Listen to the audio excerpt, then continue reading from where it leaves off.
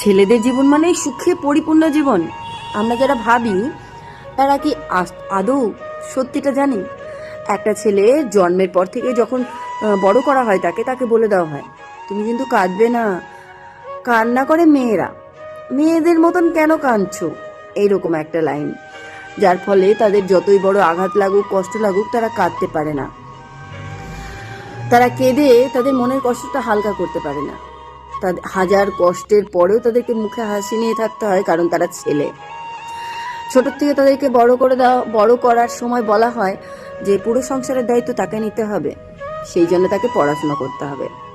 অনেক ফ্যামিলি এমনও আছে, তার কেরিয়ার সে কি করবে না করবে সেটা পর্যন্ত তারা ডিসাইড করে, ছেলেটাকে ডিসাইড করতে দেয় না। আবার অনেক পরিবার আছে যারা ছেলেটাকে ডিসাইড করতে দেয়, কিন্তু তার মাথায় বোঝা চাপিয়ে দেওয়া হয় যে পুরো সংসারের দায়িত্ব কিন্তু তোমার। মানে সে নিজের জন্য বাঁচতে পারে না।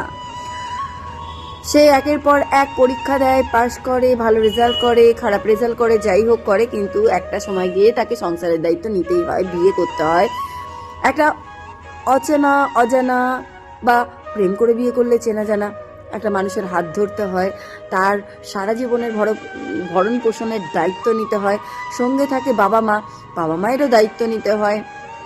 সব কিছুর মধ্যে তাকে এই অক্লান্ত পরিশ্রম করেও সকলের মুখে হাসি ফোটানোর চেষ্টা করতে হয়। তারপরে যখন তার সন্তানরা হয়, সন্তানরাও চায় যে তার বাবা তাদেরকে সময় দেখ, কিন্তু ভাবে না যে সেও তো একটা মানুষ।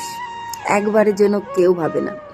তাই আমরা মেয়েরা হয়তো ভাবতে পারি যে ছেলে হয়ে জন্ম নিয়েই হয়তো ভালো হতো, ছেলেরাই তাদের সুখী জীবন কাটায়, কিন্তু আদতেও সেটা নয়। সেটা আমাদের ভুল ধারণা। একটা মেয়েকে যেরকম সব রকম সাফার করতে হয়, একটা ছেলেকেও অনেক কিছু সাফার করতে হয়। আর এখন তো আইনগত দিক দিয়ে ছেলেদের অনেক রকম কমতি আছে, ঘাটতি আছে, যেগুলো আইনের সত্যিই দেখা উচিত, কারণ যে কোনো আইনি পথে ছেলেরা খুব তাড়াতাড়ি ফেঁসে যায়, সেটা একটা বিশাল বড় ভূমিকা নেয়। তবে সবাই একরকম হয় না, কথাই বলেছিলাম, আগেও বলেছি, আবারও বলছি। আমি কথা বলি যাদের জন্য, তারা বুঝতে পারবে, আর যাদের গায়ে লাগবে তাদেরকে শোনানোর জন্যই বলি। বিশ্বাস করো, ভালো লাগলে ভিডিওটাকে শেয়ার করে দিও, আর যদি কিছু ভুল বলে থাকি সেটাও জানিও। টাটা।